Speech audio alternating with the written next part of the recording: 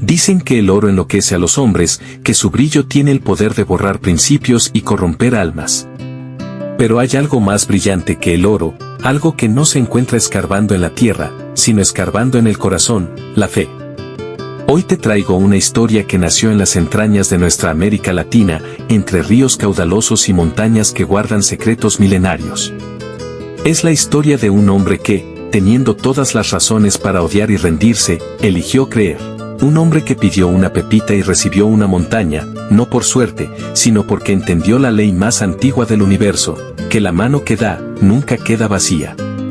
Si alguna vez te has sentido pequeño frente a los gigantes de la vida, si has pensado que tus oraciones se las lleva el viento, quédate, porque lo que vas a escuchar te devolverá la esperanza.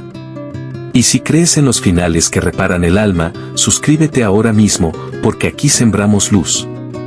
En un pueblo minero llamado San Juan del Río, donde el sol quema la espalda y el agua helada entumece los huesos, vivía Roberto. Era un barequero, un minero artesanal que se ganaba la vida con una batea de madera, lavando arena en la orilla del río desde que salía el sol hasta que se ocultaba. Roberto vivía con su esposa, Lucía, y sus dos hijos pequeños, Andrés y Sofía, en una casa que apenas se sostenía en pie, hecha de bahareque y techo de palma, en la ladera más pobre del pueblo. Roberto no tenía riquezas, pero tenía una rutina sagrada. Cada madrugada, antes de que el gallo cantara, se levantaba en silencio para no despertar a su familia, salía al pequeño patio de tierra y se arrodillaba. No pedía lujos. Levantaba sus manos callosas, llenas de cicatrices por el trabajo duro, y hablaba con Dios como quien habla con un amigo. Padre, susurraba con la voz ronca del sueño, gracias por este día. Gracias porque mis hijos respiran, porque Lucía está a mi lado.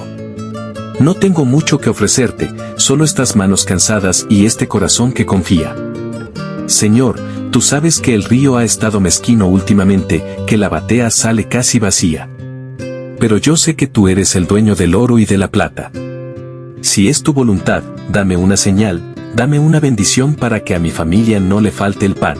No quiero ser rico para presumir, quiero ser digno para servir. Al terminar, Roberto sentía una paz que no cabía en su pecho. Se levantaba, besaba la frente de Lucía y de sus hijos, y salía al río cantando alabanzas, con la certeza de que no iba solo. Los vecinos lo veían pasar y murmuraban, ahí va el loco Roberto, siempre cantando aunque no tenga ni para los zapatos. Pero él no escuchaba las burlas, él escuchaba una promesa en su interior. El sueño de Roberto era sencillo pero poderoso. Quería encontrar una pepita de oro lo suficientemente grande para cambiar su vida, pero no solo la suya. Él soñaba con abrir una compraventa de oro justa. En San Juan del Río, el negocio del oro estaba dominado por don Eladio, un hombre rico y despiadado que tenía el monopolio de la compra. Eladio era famoso por sus balanzas trucadas y por pagar precios miserables a los mineros desesperados. Roberto había sufrido en carne propia los abusos de Eladio. Cada vez que iba a vender sus pocos gramos de oro, Eladio lo miraba con desprecio desde su escritorio de caoba. Eso es todo lo que traes hoy, barequero, le decía soltando el humo de su cigarro. Esto es polvo, Roberto. No vale nada, te doy la mitad de lo que marca el precio o te lo llevas. Y Roberto, con el dolor de la necesidad, aceptaba, porque sus hijos tenían que comer. Algún día, Eladio, pensaba Roberto, algún día Dios me dará la oportunidad de ser diferente a ti. Seré un comprador justo. Pagaré lo que es. Trataré al minero con respeto, porque yo sé lo que pesa la batea. La situación se puso crítica. El río parecía haberse secado de oro. Roberto pasaba días enteros bajo el sol, con el agua hasta la cintura, y regresaba a casa con apenas unas chispas doradas que no alcanzaban para 1 kilo de arroz. Lucía hacía milagros en la cocina, estirando la sopa con agua y sonrisas, pero la tristeza empezaba a asomar en sus ojos. Una noche, Roberto llegó a casa derrotado. No había sacado nada. Absolutamente nada. Se encerró en su cuarto y, por primera vez, lloró de desesperación. Señor, clamó golpeando el suelo, mis hijos tienen hambre. Me duelen las manos, me duele la espalda, pero más me duele ver la olla vacía. ¿Dónde estás? ¿Por qué el río me niega lo que necesito? Dame una pepita, señor, solo una. Te prometo que no la malgastaré. Esa noche, agotado por el llanto, Roberto tuvo un sueño. Soñó que estaba en el río, pero el agua no era turbia, era cristalina como un espejo. Un hombre vestido con ropas sencillas pero luminosas se le acercó caminando sobre el agua. Roberto sintió miedo, pero el hombre le sonrió con una dulzura infinita. Roberto, le dijo, ¿por qué te afanas tanto? Tu fe ha sido escuchada. Pero señor, respondió Roberto en el sueño, mis manos están vacías. Tus manos están vacías porque las tienes cerradas por el miedo, dijo el hombre. Mañana, ve a la plaza del pueblo. Lleva lo poco que tengas de maíz. Alimenta a las palomas y diles, lleven mi mensaje al cielo, que mi fe es más grande que mi necesidad. Luego, ve al río, pero no vayas solo a buscar, ve dispuesto a dar.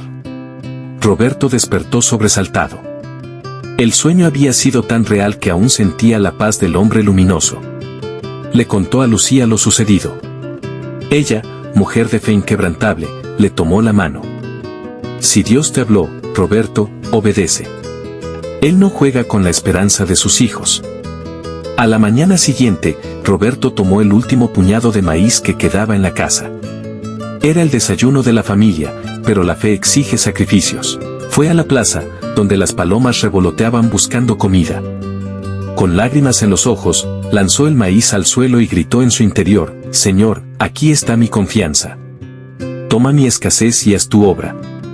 Las palomas se abalanzaron sobre el grano y, al levantar el vuelo, el ruido de sus alas sonó como un aplauso celestial. Roberto se dirigió al río. En el camino, se encontró con un anciano sentado en una piedra. El hombre estaba sucio, tembloroso y visiblemente hambriento. Hijo, le dijo el anciano con voz débil, ¿tendrías un poco de agua o algo de comer? Llevo 2 días sin probar bocado. Roberto se detuvo. Recordó las palabras del sueño, ve dispuesto a dar. Pero él no tenía nada. Ni comida, ni dinero. Solo llevaba su cantimplora con agua y un pequeño bollo de pan que Lucía le había guardado escondidas para su almuerzo. Era todo su sustento para el día. Miró al anciano, miró su pan. El miedo le susurró, si se lo das, te quedas sin fuerzas. Pero la fe le gritó más fuerte. Roberto sacó el pan y la cantimplora y se los entregó al anciano. Tome, abuelo. Es todo lo que tengo, pero es suyo con mucho gusto. El anciano comió con avidez. Al terminar, sus ojos, que antes estaban apagados, brillaron con una luz extraña. Eres un buen hombre, Roberto, dijo el anciano. Roberto se heló. Él nunca le había dicho su nombre. El que da lo que no tiene, recibe lo que no espera, continuó el anciano. Sigue el río hacia arriba, hasta el recodo donde el agua hace un remolino junto a la gran roca negra. Allí encontrarás tu respuesta. Roberto parpadeó y, en un instante de distracción, cuando volvió a mirar, el anciano ya no estaba. Había desaparecido. El corazón de Roberto latía como un tambor. Corrió río arriba, ignorando el cansancio y el hambre. Llegó al recodo de la roca negra. Metió su batea, pero algo le decía que no era allí.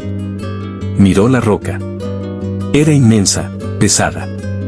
Recordó la fuerza que pedía en sus oraciones. Tomó su barra de hierro y comenzó a hacer palanca bajo la gran roca.